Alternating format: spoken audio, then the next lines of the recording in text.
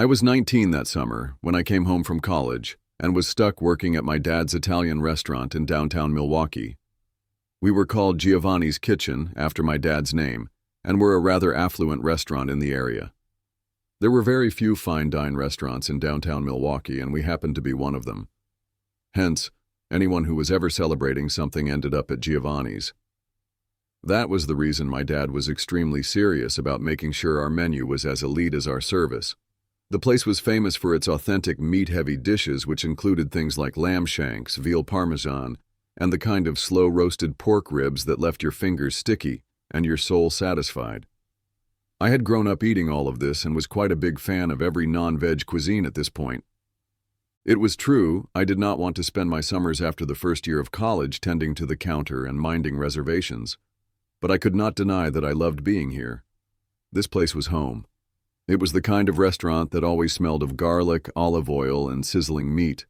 The kitchen was a little too loud, busy, and chaotic because the kind of rush we experienced on a daily basis required a huge army of cooks and dishwashers and waiters. The kitchen was always filled with the working staff till late in the night, and every single one of them returned in the morning for our breakfast menu again. I enjoyed being here. While the restaurant was quiet, sophisticated, and dimly lit or candle-lit for dinners, the kitchen was a hub of activity. Whenever I would get bored at the counter, I would head to the kitchens. One such night, I was writing down the names for yet another couple who was seated in the waiting area, awaiting their turn to be ushered inside, when he walked in. I do not know what it was about him, but I was already on edge. I could sense he was not there to eat because of how simply he was dressed in a faded pair of blue jeans and a plain white t-shirt. His face was covered partly with his baseball cap, and something about him just felt off. I could not name it. He was tall, pale, and awkward, with a slight slouch to his shoulders, as if he had spent most of his life being invisible, or as if he was trying to hide himself. He looked around, his eyes meeting mine, but he looked past me to go straight to my father, who was standing right at the entrance, just past the waiting area. Dad spent equal amounts of time in the kitchen and on the doors of the restaurant, greeting all of the customers that came. "Yes?" I heard, as Dad addressed him when he stayed silent, simply extending a crumpled piece of paper towards him. I left my place from behind the counter and walked up to my dad, glancing down at the paper, which was a resume. He was looking at his feet, barely making eye contact with either of us. "I'm looking for work," he finally said, his voice quiet, flat, and emotionless. I stood there watching him while Dad went through his resume, but something about him still felt wrong. I do not know why, but his eyes were the coldest, darkest eyes I had ever seen, as if they were even devoid of any semblance of life. My gut twisted as I looked at him, and I knew I did not want him there. Our restaurant was a happy place, and a man like him had no business working here. I pulled my father to the side before he could say anything, and quickly whispered, "Don't hire him, Dad. Please. Something is really off about him, and I do not have a good feeling about this. We are not looking for someone anyway." "We do need a dishwasher, son," my dad replied thoughtfully. "If he is willing to do that, I will hire him. He is quiet and polite, and that is a good thing for a dishwasher. We need someone who can work without causing a ruckus." "Not him, Dad. He is not going to work out." "Believe me," I reasoned, but I could see my dad was already set in his decision. He walked up to the guy who was still quietly waiting for us, extremely patient. "So your name is Adam Fisher?" my father asked him, glancing at the resume. "Yes," he nodded. "I can do anything. Be a waiter or wash dishes. Whatever it is you need." "We need a dishwasher. Can you do that 5 days a week?" my father asked, and he quickly nodded. "I can do the evening and night shifts," he agreed at once, as if he was desperate for work. And just like that, Adam Fisher, or who we later found out to be Jeffrey Dahmer, was hired. I wondered what might have changed if he had told us his real name. He might have been caught by the police sooner, but I doubt even that. He was an extremely clever man who unsettled me to my very core.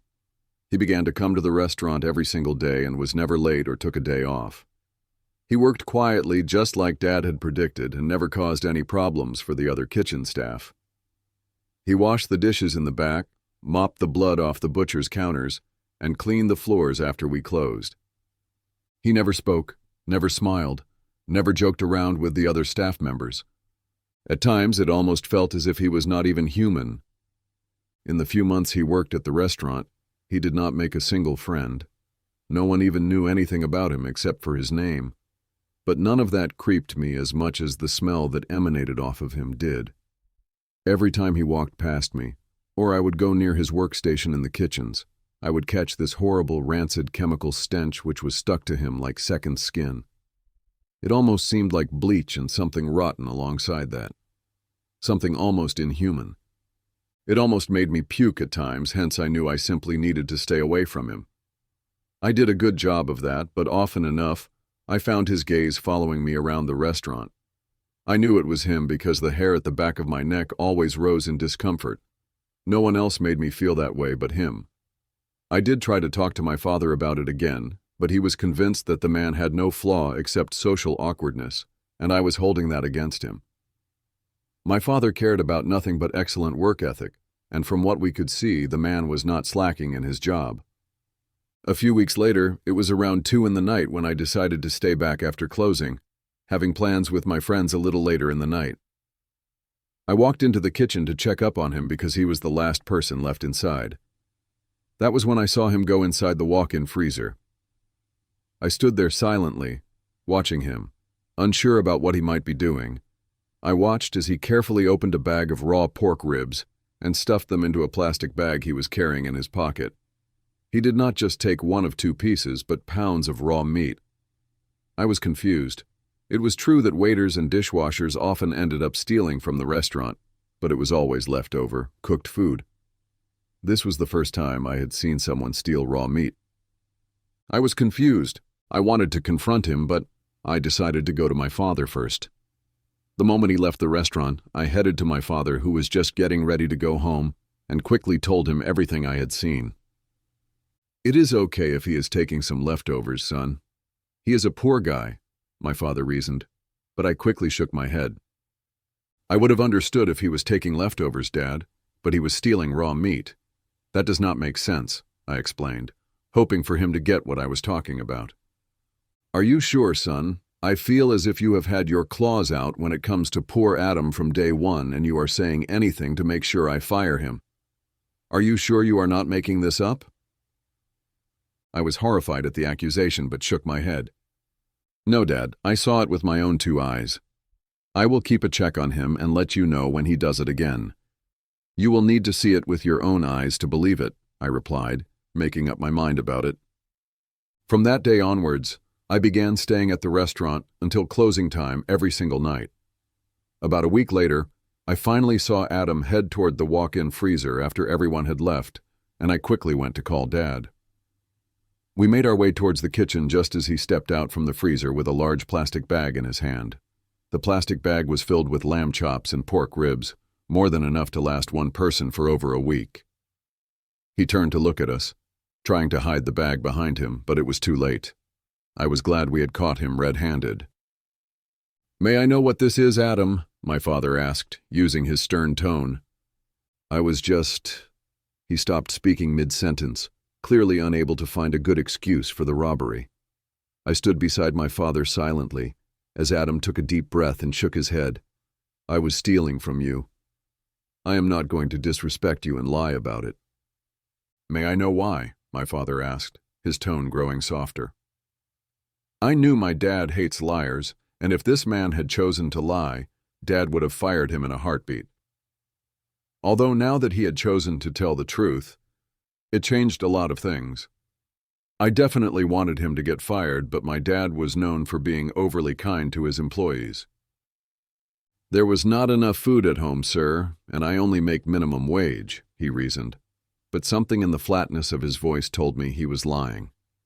He was not trying to sound emotional to coax Dad into forgiving him, but was in fact completely lifeless. "You can take this, and I am not going to fire you. I will increase your weekly wages, and I don't want you stealing again. If I find you doing that, I won't hesitate in laying you off." "Am I clear?" my dad asked, and I mentally swore loudly at him being let go so easily. "Thank you so much, sir. You are too kind," he said, once again emotionlessly, and quickly left. I wanted to argue with my dad about his decision, but I knew it was pointless. My dad thought he was a good employee and wanted to keep him despite this act of stealing, and I was only here for a few more weeks anyway. As much as his presence disturbed me, I would not have to put up with it for much longer. That was my only solace. I did wonder if others too felt creeped out by his presence, but everyone seemed to simply ignore his existence entirely. Perhaps I should start doing the same. Business went about as usual until he approached me in the kitchen the next night, suddenly coming up to me as I stood at one end, surveying the cooks who were busily doing their jobs before me. He had never approached me in this manner before, and I was naturally agitated at the suddenness of it. "Yes?" I asked when he did not say anything. "I am sorry about last night. I know you were the one who must have told your father about it," he said, "and I wondered if this was an apology or an investigation."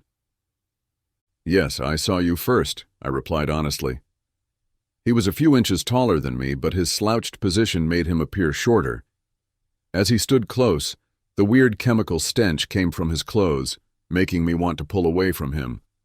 Despite that, I did not want to look rude and simply stood there.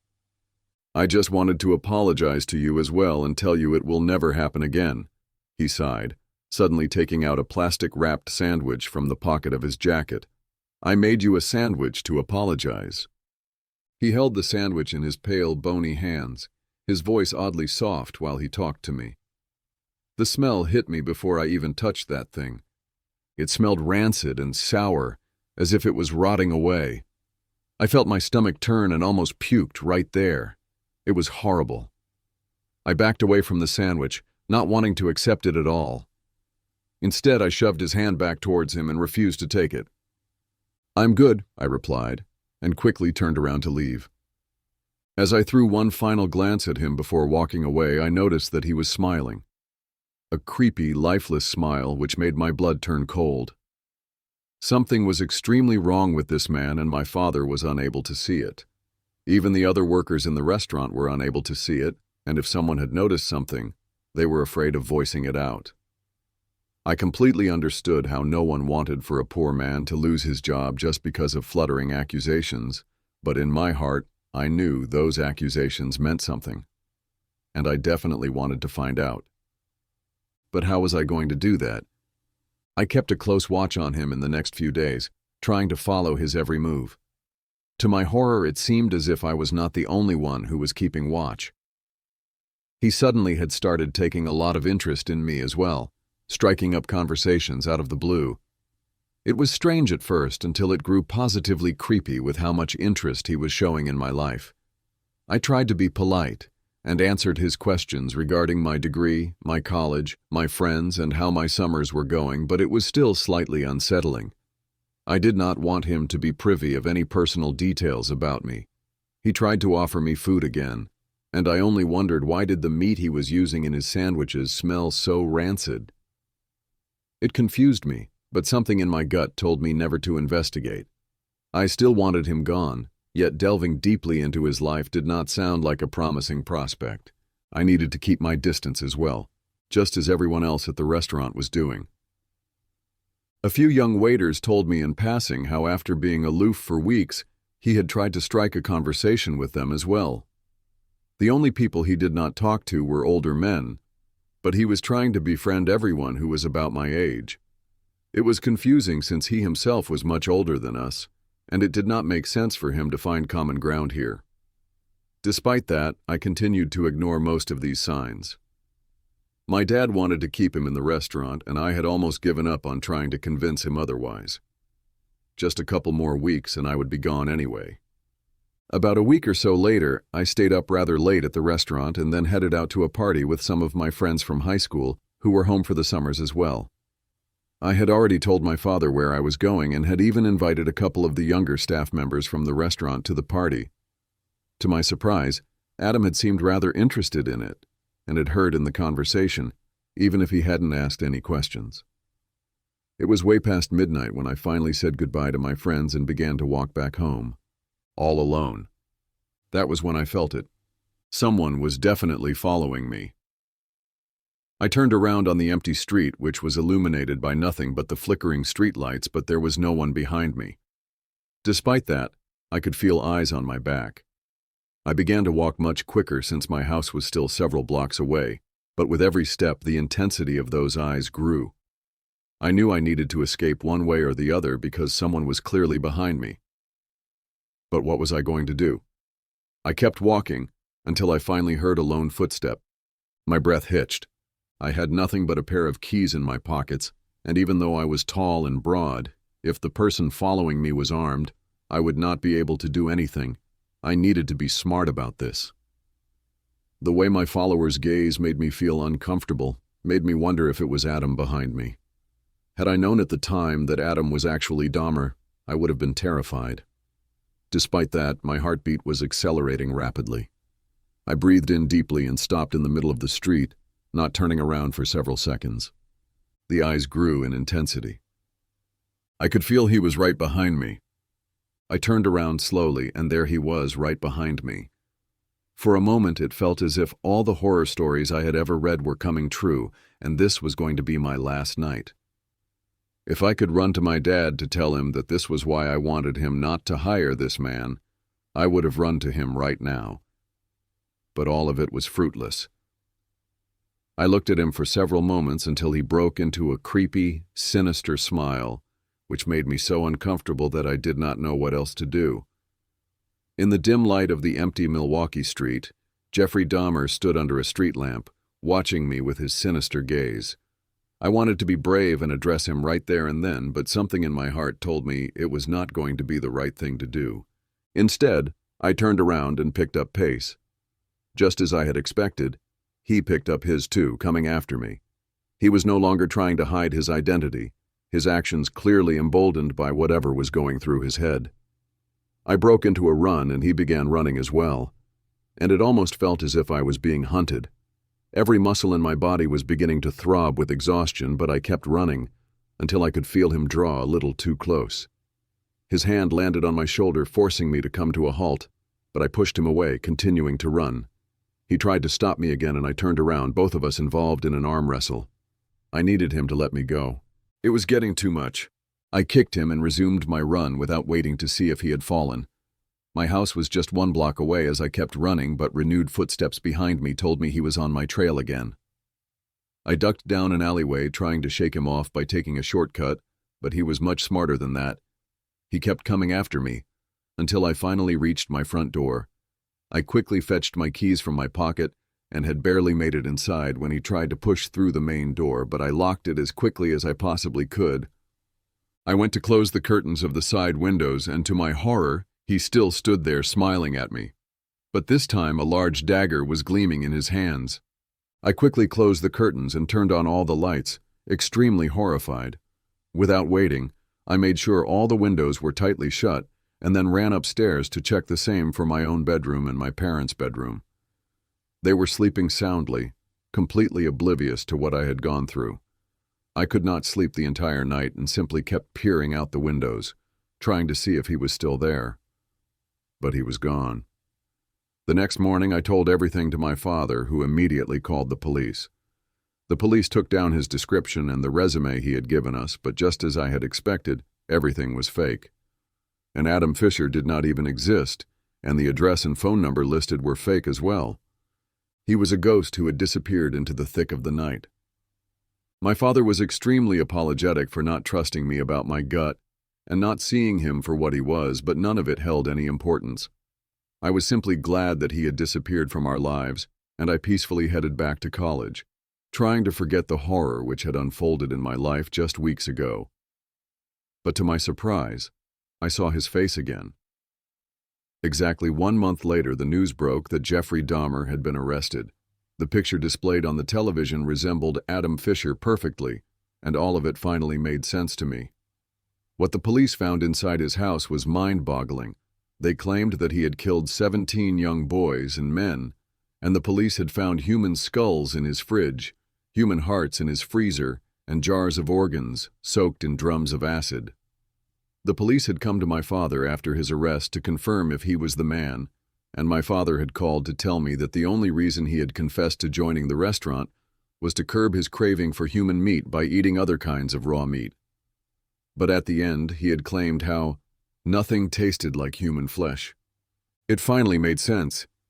Why he always smelled rotten and of chemicals and acids, and the sandwich he had offered me must have been rotting human meat which he clearly enjoyed consuming. I was horrified, but extremely grateful because I could have definitely been his victim that night. That was what he had intended anyway. He had killed 17 or perhaps even more people in the span of a few years, and no one had been able to catch him. The man was both dangerous and clever, and I had only escaped luckily. Even after 30 or more years, and knowing that Dahmer died in prison years ago, I get night terrors from that one incident. Whenever I enter into the walk-in freezer at Giovanni's kitchen, I remember him, and sometimes it feels as if I can still smell the same rotting chemical stench which came off of him. But I will be eternally grateful that I somehow managed to survive.